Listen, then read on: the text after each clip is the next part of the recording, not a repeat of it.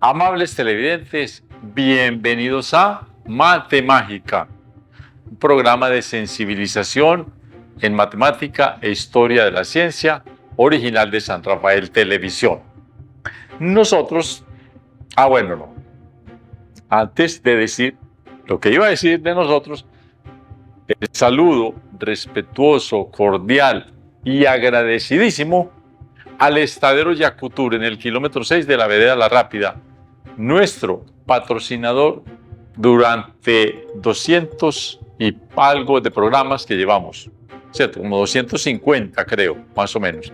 Ok, muchas gracias al Estadero Yacutur, a sus propietarios, quienes amablemente se mantienen pendientes de que nuestro programa vaya bien. Les agradecemos mucho su interés. Ok, ahora sí, nosotros en este programa, voy a decirlo creo que varias veces, intentamos que los jóvenes principalmente, que los jóvenes no le tengan tanto miedo a la matemática y que sepan relacionar que la matemática no es solamente un mundo de números y de lógica y de letras y de álgebra y de figuritas de geometría, sino que los matemáticos también deben ser gente muy culta. Por eso en Matemágica no nos dedicamos solamente a enseñar, que casi nunca hacemos eso, a enseñar estrategias de qué es la matemática, sino de entender en términos generales qué hay ahí, ¿cierto? Pero que también el espíritu de los chicos que quieren aprender matemática también se desarrolle en otros campos. Entonces, por eso hemos tenido un tema importantísimo que tiene mucho que ver con la matemática. La matemática está detrás de todo esto que estamos hablando. Detrás de, aunque los que la hicieron, ¿cierto? Los que hicieron la historia de la técnica, todos los seres humanos que han estado ahí detrás, no hayan involucrado la matemática conscientemente para nada, ¿cierto? Pero sí tienen que saber algo, entonces hay que hacer algo como la piedra, ¿cómo la voy a coger? Ahí hay matemática. Porque si la piedra es muy grande, ¿cómo la apoyo? Si está demasiado pesada, ¿qué calidad debe tener la piedra? ¿Qué consistencia? Eso ahí no hay manera de que ellos lo supieran, porque ellos lo hacían desde el punto de vista intuitivo. Pero la matemática sí puede decir cuál piedra era mejor, ¿cierto? Si hubiera habido matemáticos en aquella época, hubieran precisado con su conocimiento cuáles serían las mejores piedras para tallar y lo hubieran podido agilizar, ¿cierto? Ok, eso es lo que hace la matemática. La matemática siempre está como detrás de toda la actividad humana. Por eso a veces presentamos la actividad humana limpia, tal cual es, ¿cierto? Para que sepamos que detrás de eso, lo vamos diciendo, está la matemática. Perfecto, entonces, aunque ahora no estemos haciendo mucha matemática, sabemos que detrás de lo que decimos sí está la matemática. Bien, entonces, habíamos estado diciendo que el ser humano se había especializado, ¿cierto? Algunos seres humanos debieron especializarse en hacerlos en seres domésticos, ¿cierto? Útiles para el hogar, digámoslo así. Hogares a veces es una cosa, pero hogares en términos generales, la casa y la familia, ¿eh? A veces creemos que hogar es solamente como la familia y todo el ámbito cultural que hay detrás. No, también lo que hay adentro, los objetos, también hacen parte del hogar. Los señores que aperaban, o sea, que hacían todos los utensilios enseres que se necesitan en la casa, se fueron especializando. Entonces había unos que hacían las mesas. Bueno, había un señor que hacía todo lo que era de madera, ¿cierto? Carpintero, podemos ya decirlo. Pero una situación muy básica en la edad del Neolítico. Era un señor, en esa época que no existían todavía, no habíamos entrado a la edad de los metales, entonces, ¿cómo sostener las mesas, por ejemplo, para que no se desajustaran?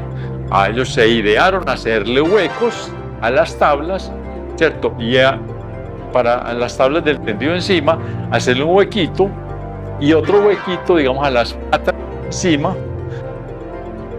ya que está en la pata de la mesa, yo le hago un huequito por aquí por encima, le hago un huequito previamente también a la tabla que voy a poner encima, y entre ese huequito de la tabla y de la pata de la mesa, yo pongo también una clavija, ¿cierto? O una astilla de madera, y ya con eso ajusto un poco la situación, que no se me vaya a desbaratar la mesa. Había que ser muy inteligente, muy ingenioso. Entonces, hacer los enseres, ¿cierto?, desarrolla la creatividad. Y uno a veces tiene la costumbre de decir, lo hemos dicho, ya no sé, bueno, yo no sé si en esta época se lo dice, pero en la época mía sí se decía mucho, y eso ya es carpintería. Pues como si la carpintería fuera una cosa ahí que ya se desecha, ¿cierto? Pero gracias a la creatividad lograda por el ser humano a través de la carpintería para hacer los enseres de la casa, también se fue desarrollando, o el cerebro se fue preparando, ahí las neuronas iban alimentándose, retroalimentándose y pensando para hacer otro tipo de cosas. Habíamos hablado de que se hacían los palaceras para ir de aquí hasta allá, una especie de pasarela para llegar desde la orilla hasta mi casa y desde mi casa hasta la de mi novia, ¿cierto? ¿Cierto? Porque la novia mía vivía para detrás de la casita mía, entonces yo también tenía que pasar por la de mi novia, todo aquello, y además que había cosas por ahí, además que hubo también mucha infidelidad, pero esa es la vida, ese es el ser humano. Toda esa creatividad que le estoy diciendo, después fue importante para que más adelante, pasada la edad del paleolítico, del neolítico, de los metales, de teniendo en cuenta también el palafito, se desarrollara, por ejemplo, la construcción de puentes. Entonces ya aquí entra la ingeniería. Entonces, esto que decíamos aquí, carpintería, como que hoy lo decimos como con un poquito de desdén, ¿cierto?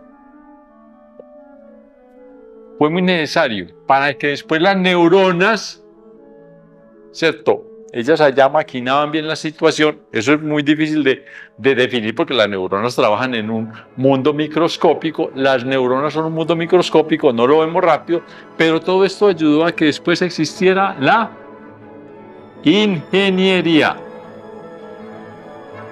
Todo esto es lo que yo quiero que ustedes vean, que haciendo cositas que hacen, hoy las vemos estúpidas, tontas, pero tuvimos que pasar por esto para llegar a la ingeniería.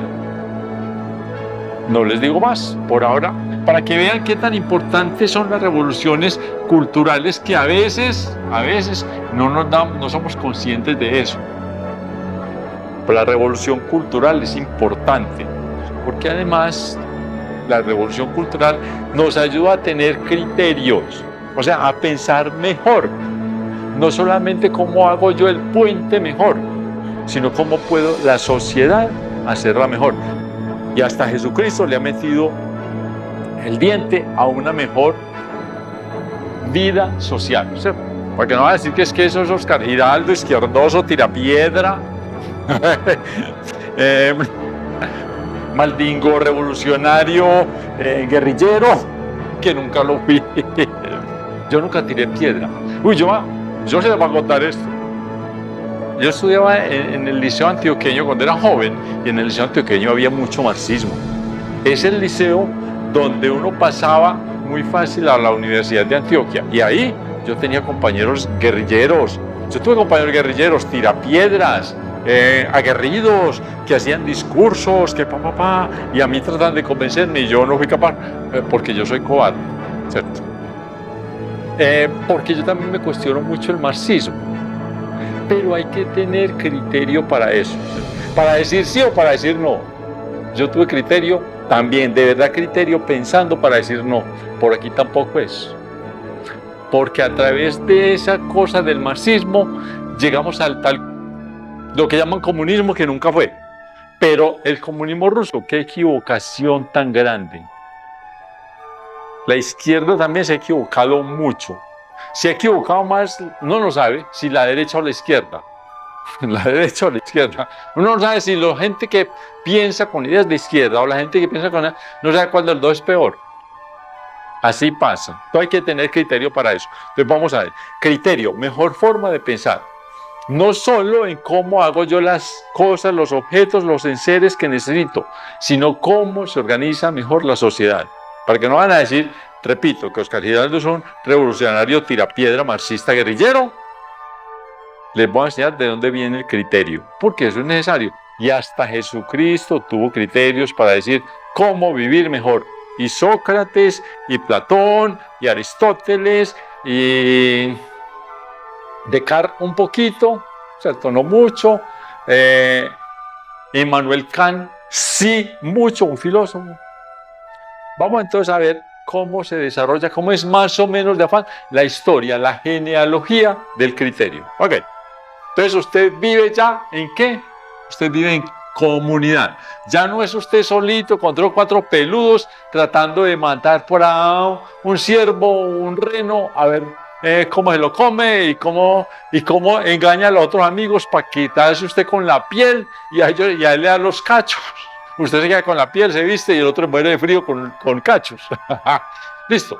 No, ya usted tiene que pensar en cómo voy a hacer yo para que a mi vecino, a mi amigo, a mi compañero de casa, de cacería, de casa con Z, de cacería, le vaya bien, porque si a él le va bien, yo también puedo estar bien, que es lo que ahora, en una sociedad como la que tenemos, muy poquito la piensan, ¿cierto? No, yo tengo que preocuparme por mi amigo, para que también mi amigo se preocupe por mí, así de sencillo. A eso llegó Jesucristo, a eso llegó Immanuel Kant, en eso pensó Descartes no, pero Sócrates un poquito, en fin, es el criterio. Ok, yo vivo en comunidad, recomencemos, yo vivo en comunidad. Ya no soy yo egoístamente con los míos, con mi mujer y mis hijos. Ya es el vecino, y porque es que además mi hijo se casó con la hija del vecino. Bueno, en esa época también debe existir la homosexualidad, entonces mi hijo se casó con el hijo de mi vecino, ¿cierto? Se casaron, no tuvieron hijos, pero ahí viven y hay que ayudarles pues también, ¿cierto? Ok, son las cosas. Además que eso también existió en esa época. Ya vivimos en comunidad. Entonces yo tengo que estar pendiente de cómo elaboro bien las cosas para que mi amigo esté bien, porque cuando mi vecino está bien, yo también estoy bien. Entonces, interactuamos. Ya en comunidad nos toca interactuar.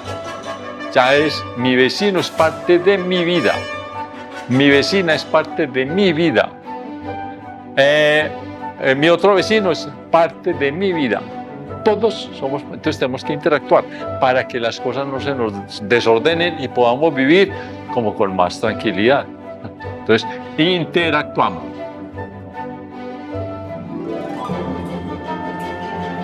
Bueno, interacción, pongámoslo pues, cambiémoslo la palabra para que no nos quede en un verbo, sino para que nos quede en sustantivo, interacción. Tenemos que interactuar. Cuando la comunidad nos pone a interactuar. De esta interacción necesitamos, para poder interactuar bien y entendernos, necesitamos un mejor lenguaje, ser más precisos en el lenguaje, para que la lógica nos dé con lo que yo estoy diciendo y el otro me entienda. Entonces necesitamos desarrollar el lenguaje, crear nuevas palabras, no solamente crear nuevas palabras, que vimos un árbol ahí, entonces, ese es un algarrobo, y ese es un mango, ¿cierto? Porque, anda a cogerme unas algarrojas en el mango. Ya, ¿cómo así que anda a cogerme unas algarrojas en el mango? Hombre, es que el algarrobo no da mangos. Entonces, ¿qué sirve? Entonces vas al palo de mango y coges mangos. No solamente es nuevas palabras, sino nuevas sintaxis, ¿cierto? Nuevas formas. ¿Cómo organizo yo los verbos con los sustantivos? Con el tal complemento directo. Hacemos gramática y lógica.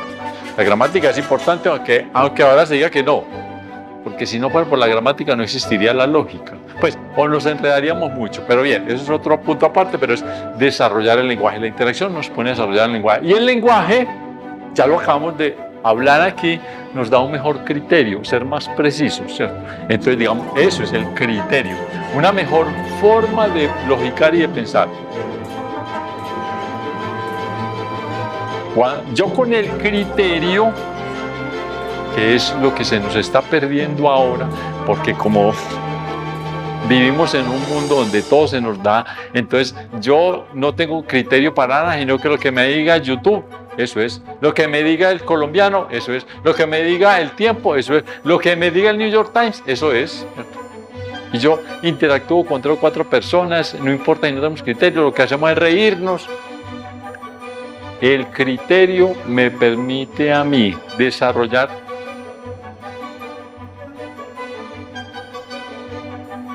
mi oficio, digámoslo así, para darle un poquito más de caché, mi profesión. Yo con el criterio mejoro mi capacidad laboral. Importantísimo. Y yo con el criterio mejoro mi sociedad. Y ya me mejoro individualmente, soy mejor ser humano. Y mi vecino es mejor ser humano. Podemos estar más tranquilos. Esto es lo que se inició, ¿cierto?, con el neolítico, bueno, con el paleolítico también, pero se inició principalmente con el neolítico. ¿Por qué? Porque en el neolítico fue cuando se descubrió la agricultura, entonces ya me hacía sedentario, yo no me muevo mucho de mi casa, ya lo habíamos dicho en el programa pasado, porque tengo que cuidar las maticas, ¿cierto? Y no me muevo mucho de mi taller, si ya no soy agricultor, sino que soy un artesano, entonces ya no me muevo mucho de mi taller, estoy con mi vecino, porque ¿para qué me voy a ir yo a poner mi taller lejos por allá, a 500 kilómetros, para después volver aquí a venderlo? Aquí mismo me quedo. Y al ser sedentario, yo tengo que ya interactuar más con mis vecinos. Ok, todo esto, miren que esto no es gratuito. La sociedad que tenemos, la sociedad que tenemos hoy es muy criticable, pero las sociedades como se fueron haciendo hasta hace unos 30, 40 años, cuando todavía teníamos fe en el ser humano, ¿cierto? Ahora ya no tenemos fe en el ser humano, se nos ha perdido. Hay que hacer demasiado esfuerzo para tener fe en el ser humano, pero hay que tenerlo, debemos cultivarlo, pero para poderlo tener y cultivarlo, de verdad, hay que cambiar un poquito. No se nos está yendo la mano, pero mire hasta dónde íbamos, por lo menos hasta dónde íbamos hasta hace 40, 50 años. Íbamos más o menos bien, pues mejor que hoy. Aunque hoy tengamos más tecnología, a veces se nos está perdiendo el criterio. Bien, son cosas que es muy difícil desarrollarlas todas acá, pero yo sé que ustedes con las indicaciones que yo les voy dando lo van ubicando.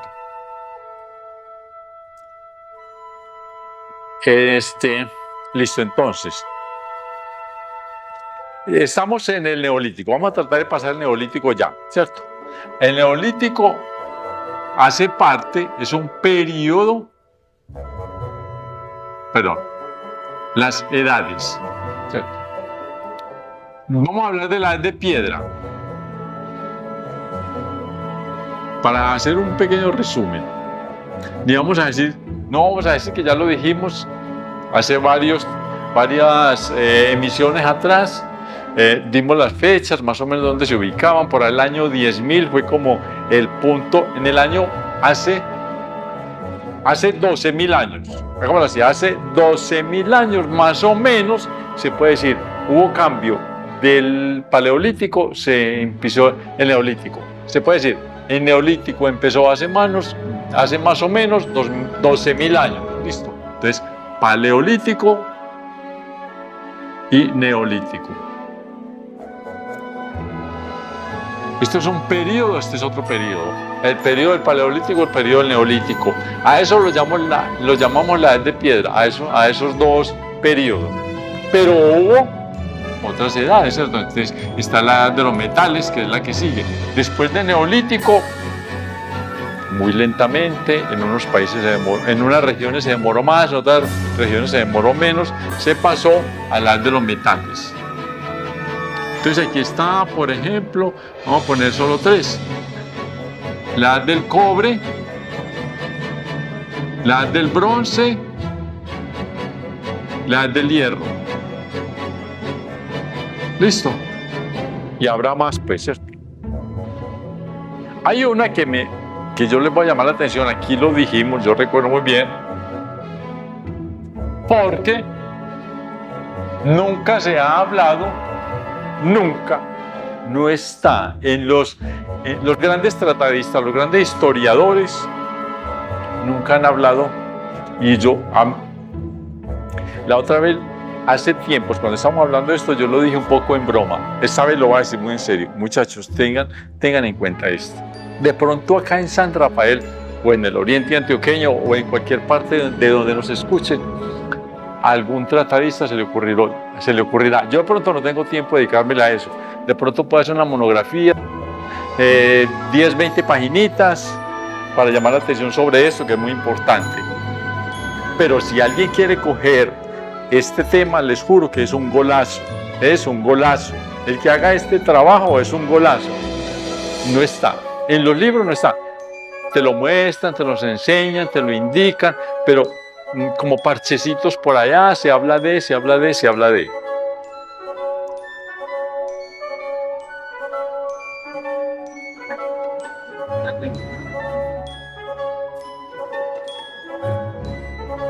De la arcilla, no está en los libros. Te hablan de que allí hacen adobes, de que por allí hicieron de que vamos a salir un poquito de la situa. De que Pericles, vamos a salir un poquito de la situación. Pericles se dice, lo vas a escribir, Pericles. Importantísimo, esto es un líder griego. En esa época a Pericles le decían un tirano, ¿cierto? Pero esta palabra tirano en esa época era bien, era como el presidente, ¿cierto? Era así, una palabra bien. Hoy tiene una connotación de qué bandido, qué degenerado, qué depravado social, ¿cierto? No, él era un tipo bien. Pero a Pericles, antes de ser tirano, que era un político, ¿cierto? Ahí lo condenaron al ostracismo. Entonces uno cree que es ostra, ¿es cierto? Que lo metieron para una cajita de ostras. No. Ostracismo. Eso de ostracismo viene de que entonces la gente votaba, ¿cierto? Y lo único que hacían para votar era ir y recoger por ahí pedacitos de ollitas de cerámica que había en el suelo y las ponían en la cajita. Entonces había dos cajas. Sí y no. O sea, condenamos a Pericles a desterrarlo y se llamaba ostracismo. Por esta cosa, Astracán. Astracán era el pedacito de cerámica perdida, ya quebrada, pedazos de olla, pedazos de tejas que usted encontraba en el piso. Y usted cogía un pedacito de esos, iba y lo ponía en la caja del sí. Entonces, sí, Pericles va condenado al ostracismo, al destierro. Se va de aquí, se va de Atenas, porque es un malo, ¿cierto? Sabrá uno si era bueno o malo los que lo echaron. Ahí no he leído. De verdad, esa parte no la he leído. Entonces, con el pedacito de cerámica, yo así, y el otro, se encontraba el mismo otro pedacito de cerámica para y lo ponía en la cajita. No, que Pericles se quede, que es un bacán. Esa es una anécdota que les quiero contar para ver hasta qué punto importante es la arcilla. La edad de la arcilla no está en los libros. Si alguien quiere coger el tema, qué bacanería. Eso sí dicen, ay, gracias al profesor Oscar que es un lindo. Yo ya sé que soy lindo, no tienen que decírmelo tampoco. Yo ya lo sé. No tienen que decir nada. Escriban ahí, edad de la arcilla y empiecen a hablar de la arcilla. La arcilla, por ejemplo, la arcilla ayudó a construir las primeras ciudades del planeta, de la historia de la humanidad. Las primeras ciudades, va a decir una.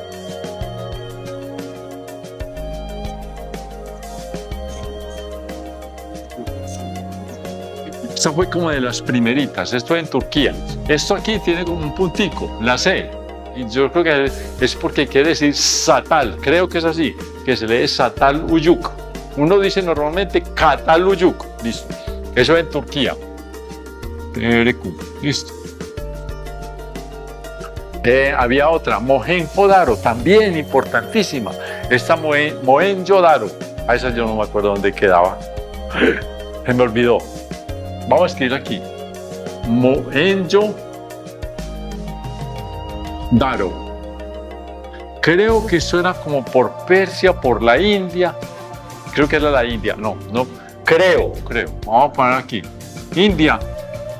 Ustedes buscarán ahí y me escribirán y me corregirán. Listo, creo que era en la India. Una más conocida para nosotros en el mundo católico. Sencillo.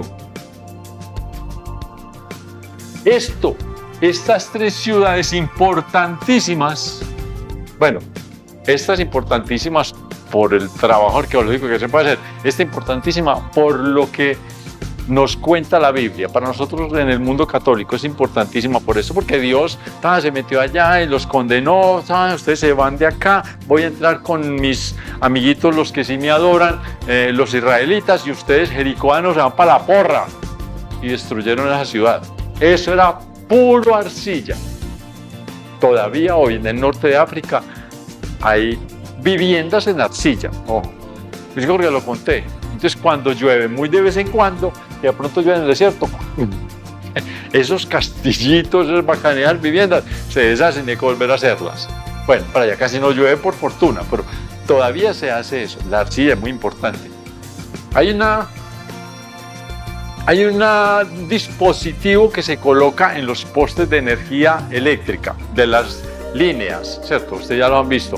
Esos, como unos gusanos largos, esos son porcelana, que eso es parte de la alfarería, de la arcilla y de la porcerámica y de la porcelana. Ustedes son como etapas de acuerdo a la calidad de lo que se haga la arcilla. Bueno, la arcilla es el elemento, pero usted con la arcilla puede ser alfarería, ¿cierto? Platicos y tacitas. No, más bien materitas, ¿cierto? Eso es alfarería, materas de barro. Pero después viene la cerámica. Ahí sí son, como hoy, platicos, tacitas, bandejitas, en fin. Después viene algo muy importante. Inodoros también se hace con cerámica. Eso es cerámica. Pero hay una más importante que todos, que es la que se coloca en los aisladores para que la energía no atraviese de una línea a la otra. Se hacen aisladores eléctricos. Pero aisladores para la electricidad. Eso ya es porcelana. Ok. Importante la edad de la arcilla. Hoy todavía estamos viviendo la edad de la arcilla. ¿Listo? Ok, ya. Por eso lo paramos ahora. De verdad, si alguien quisiera hacer un trabajo sobre eso, sería una investigación que le daría mucho renombre a esa persona. Cójanme la caña, yo no tengo tiempo. Eso sí les va a salir antes que ustedes, porque yo voy a hacer una cosa chiquita para salirles primero, que después no digan, es que... No, Oscar Giraldo lo hizo. Yo fui el primero de la idea, pues, me la respetan. Ok, la edad de la arcilla es importantísimo. Hacemos una pausa en nuestro programa, regresamos. Nos vemos.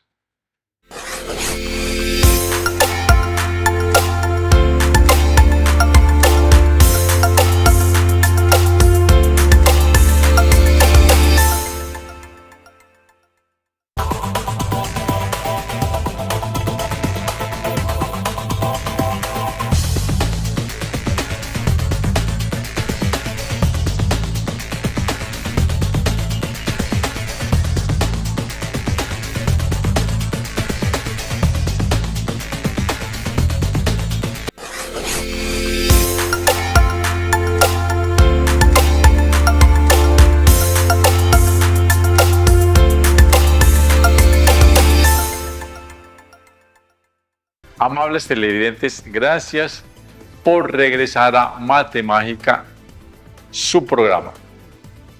Entonces nosotros ya hemos dado algunos esbozos sobre un resumen que estamos haciendo de la historia de técnica. Dimos algunos esbozos de cómo también la cultura tiene que, mejor dicho, se va dando muy espontáneamente. Esta no la piensa. Cuando se hacen cuando se elaboran artículos, objetos, enseres, utensilios, en fin, uno hace esas operaciones conscientemente de cómo mejora, ¿cierto? De cómo hacer la cuchara más grandecita, más pequeña, el cucharón para pasar de la olla al plato, pero después la cuchara para poder pasar del plato a la boca, en fin. Eso requiere inteligencia, hay que tener discernimiento. ¿Cierto? Ok. Y detrás de todos esos procesos que se hacen para mejorar la vida cotidiana, también se va dando atrás, y eso es muy, muy espontáneo, también se van haciendo cambios culturales. Nosotros, espontáneamente, sin pensarlo mucho, vamos haciendo unas nuevas formas de asociarnos, de interactuar con nosotros, de asociarnos principalmente. Ok. Entonces, a ver, hay algo que, antes de pasar a la edad de los metales, una aclaracioncita. Yo creo que ya, sí, lo del paleolítico, lo del neolítico, dejémoslo por ahí. Los que quieran, me gustaría mucho. Ahí en YouTube es una manera muy práctica de entender mejor de lo que yo explico acá, estas situaciones. Yo aquí solamente lo que hago es llamar la atención sobre, y ustedes allá en el YouTube lo van mejorando, ¿cierto? Le ponen más picante al asunto, mejores conocimientos, más detalles. Entonces, habíamos hablado de que en esa, no lo habíamos hablado así. Sí, lo mencioné. Pero bien, vamos a hacerlo más preciso, a ampliar mejor ese tema. En la edad del Neolítico se fue también haciendo la domesticación, ¿cierto? De animales. Domesticación. Domesticación, queda bien. Esta palabra domesticación, vea, esta primera parte. Vean aquí. Doma, damoitan. Eso quiere decir como casa, ¿cierto? Casa con S. La residencia, el lugar donde vivo, donde habito. Es doma. Doma. Es casa. O sea, la domesticación de animales son los animales que pueden vivir cerca a mi casa y que yo los voy a utilizar. Esto es muy importante porque nos ayudó a mejorar, como digamos, 3 situaciones. Una, ¿cierto? Yo ya teniendo animales, y por supuesto que todavía se da, sí, en algunas partes del mundo hoy todavía se da la cacería para poder alimentarse. Difícil, pero todavía se da eso. Hay lugares donde se da. Pero ya cuando yo tengo animales en mi casa, yo ya puedo, digamos, no necesito irme 3 y 4 días detrás ¿cierto? O de la pesca, sino que yo ya ahí cerca de mi casa tengo gallinas, marranitos, cabritas, y de eso me voy alimentando. La domesticación mejoró la alimentación. ¿Qué más mejoró la domesticación de animales? La domesticación de animales mejoró también la labranza, o sea, el cultivo de las tierras, ¿cierto? Entonces, fácil, con un buey o con un asno, yo le amarro se me olvidó cómo se llama eso, un arado, ¿cierto? Con un palo que tiene por debajo una púa, un palo largo, muy pesado, que lo puede cargar entre dos bueyes, y eso se clava en la tierra y labra la tierra, hace surcos, empuja la tierra, la saca, la hace aflorar para que quede más blanda. Yo ahí puedo sembrar semillas. Y lo otro es el transporte. Yo ya con un caballo, inclusive con un buey, yo simplemente le ato, ¿cierto? Animales de tiro, les ato unas correas, unos aperos, el avío, y simplemente puedo tirar de ahí un carruaje. Entonces, todo esto fue mejorando y fue empezando finalizando la edad del Neolítico. Y cuando la edad de los metales, esto mejoró muchísimo más, ¿cierto? Porque ya con metales tengo mejores maneras de amarrar o de sujetar y de asegurar los trineos, ¿cierto? Porque ya es más eficiente un clavo que una cabulla. Ok. Entonces, la domesticación de animales, que es muy importante mencionarlo, porque empezó en el Neolítico, a finales del Neolítico, hasta el día de hoy. Todavía trabajamos en esto. Algunos lugares, pues ustedes no van a encontrar un arado en Nueva York ni por el chucho, pues. Bueno, de pronto allá en algún museo, ¿cierto? En el Museo de Artes de Nueva York no van a encontrar un trineo. En el Museo de Artes de Nueva York no creo que van a... De pronto una foto, ok. De pronto algún cuadro, ¿cierto? Que haya por ahí algún pintor que haya hecho, por ahí dibujó un caballo con y entonces allá está en el museo. No, puede que sí, de resto allá no van a encontrar un trineo, porque eso está en museos, más bien en museos antropológicos, que también los hay. Ok, ahora sí, edad de los metales. Empezamos. La técnica. Ya no estamos trabajando con piedras, estamos mejorando metales. Primero que todo, del primer metal que se descubrió fue el metal, o los artículos, los objetos, los utensilios de metal de más vieja data, los más antiguos que se han descubierto hasta ahora, se han descubierto por ahí en Turquía, parece, ¿cierto? En Turquía se han encontrado objetos de metal que son como los más viejos. Después se han descubierto otros que son más recientes en Europa, pero se ve por dataciones de carbono y cosas de este estilo, de que los primeros son en Turquía. Después los descubrieron, o puede que hayan pasado por convenios, ¿cierto? Por trabajos por las mercancías, por el comercio. De eso lo vamos a ver enseguida. El comercio ayuda a que las cosas que yo aprendo acá, yo las pueda llevar a otra parte, o otros inventos yo los pueda traer a la tierra donde yo he nacido, porque a través del comercio, yendo y viniendo, también hay intercambio de ideas, no solo de mercancías, importantísimo. Entonces, el primer metal que se encontró, el objeto de metal más viejo encontrado en Turquía, y ese metal es de cobre. Vamos a ponerlo así, bien elegantes, para que... Cobre, Cu, la fórmula, el símbolo químico. Muchachos, cobre, cuprum.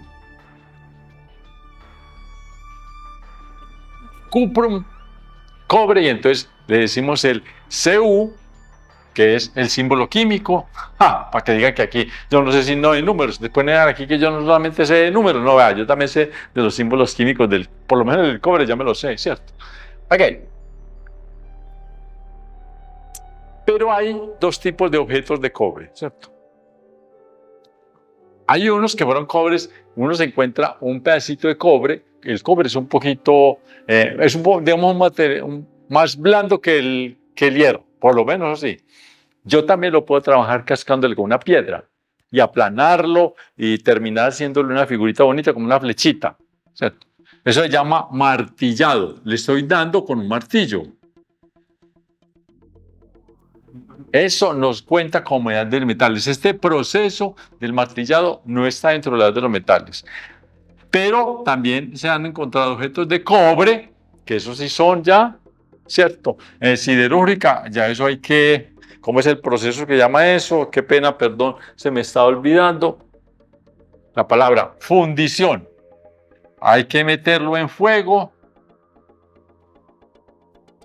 Hay que meterlo, hay que echarle candela, pues, digámoslo así. Fundición. Hay que echar, pena, pues, muchachos. Hay que hacerlo así bien. Fundición.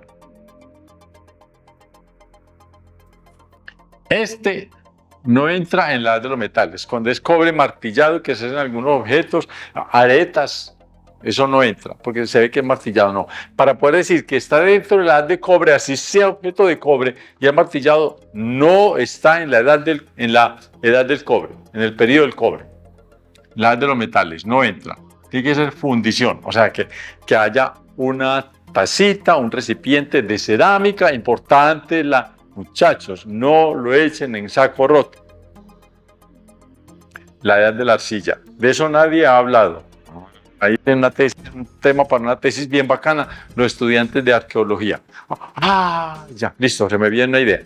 Entonces, venga muchachos, fundición del cobre, cuando yo ya lo meto entre un crisol, se llama eso, ¿cierto? Una vasijita de cerámica de barro, yo echo el poquito de los trocitos de cobre que me he encontrado por ahí tiraditos, les pongo fuego, el cobre se va a volver líquido mucho antes de que de pronto la tacita se vuelva líquida por el calor, ¿no? Porque la arcilla resiste mucho la temperatura, entonces el cobre que hay adentro con el calor que le entra a través de la membrana de arcilla, de barro, de cocido, el cobre se me va a volver líquido más temprano, se le sacan impurezas porque está líquido, entonces hay unas cositas que van quedando encima, lo que queda abajo es cobre puro, aquellas cosas, listo. Aquí sí empieza.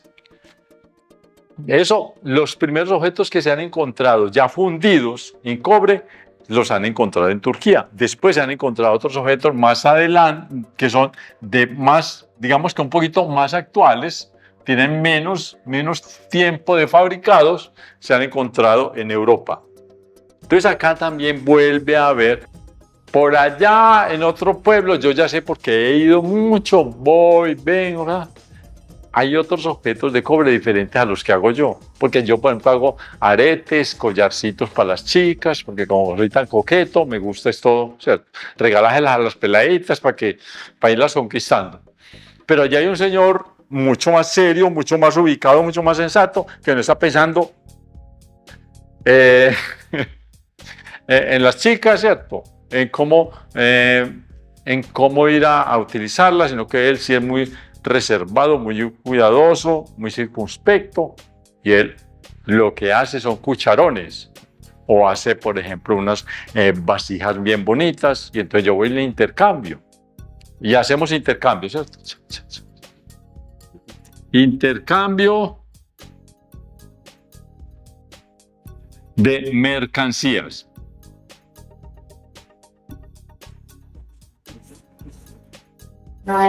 Yo voy y le llevo collares, que él no sabía de qué eso, pero de allá yo para acá me traigo jarritas, ¿cierto? Chocolateras.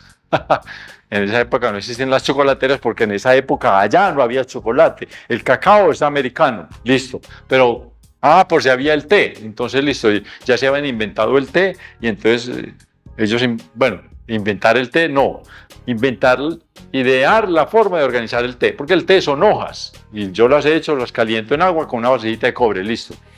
Yo estoy intercambiando mercancías, pero el señor, cuando me ve llegar con 3 chicas allá, yo todo guapo, todo bacaneado, y 3 mujerotas ahí al lado mío, y el señor me mira fastidiado y me enseña que las mujeres no son para utilizarlas, que las mujeres son para quererlas, sí, pero también para respetarlas. Entonces ya aprendí a hacer un intercambio, no solamente en la mercancía, sino que aprendí a respetar a las chicas. Y eso es un intercambio cultural.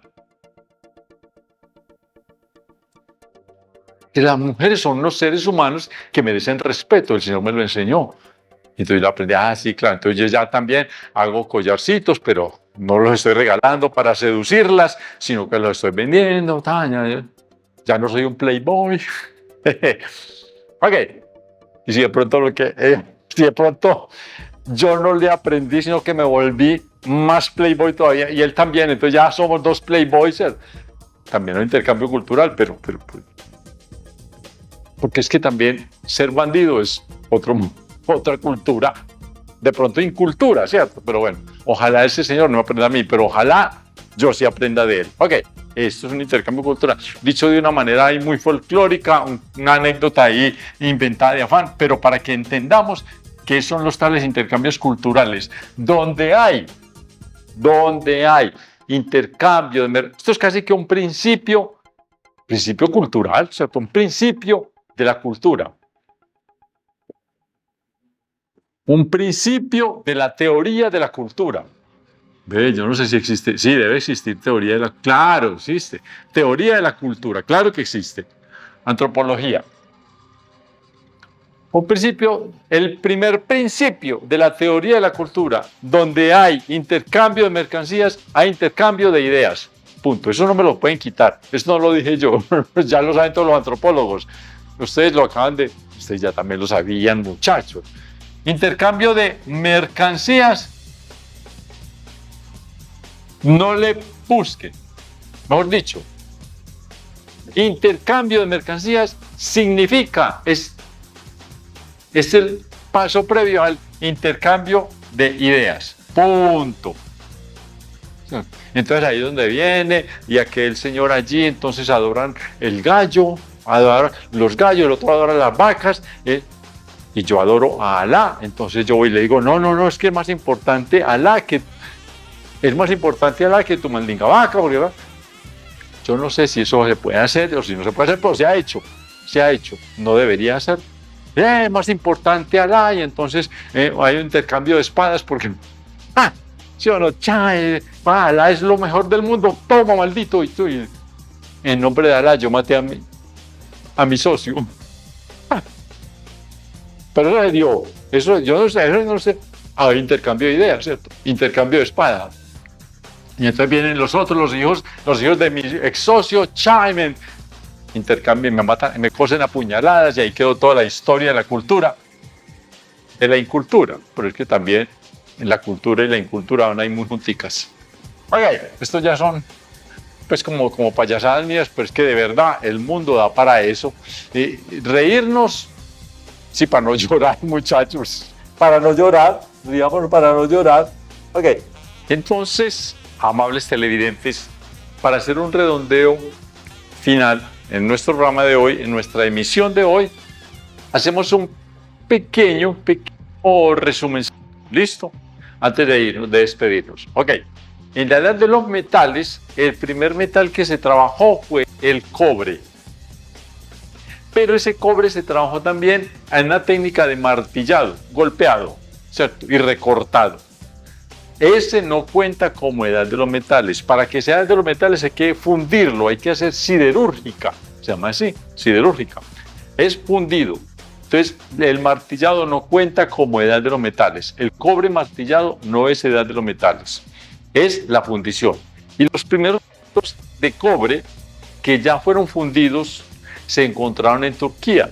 Y se sabe que de Turquía ya la siguiente región donde se vio fue Europa. No se sabe si fue un intercambio cultural, o sea, gente de Turquía que pasaba, digamos, hacia los lados de Alemania, más o menos en esa época, si fue gente de Turquía que les llevó esa técnica, o si fue que también en Europa, unos añitos después, se descubrió también lo mismo, ¿cierto? No se sabe si fue por un intercambio comercial y cultural, o si fue que lo descubrieron cada uno por separado por sí mismo. Listo. Ya con esto, queridos televidentes, nos vemos hasta nuestro próximo programa. Muchas gracias.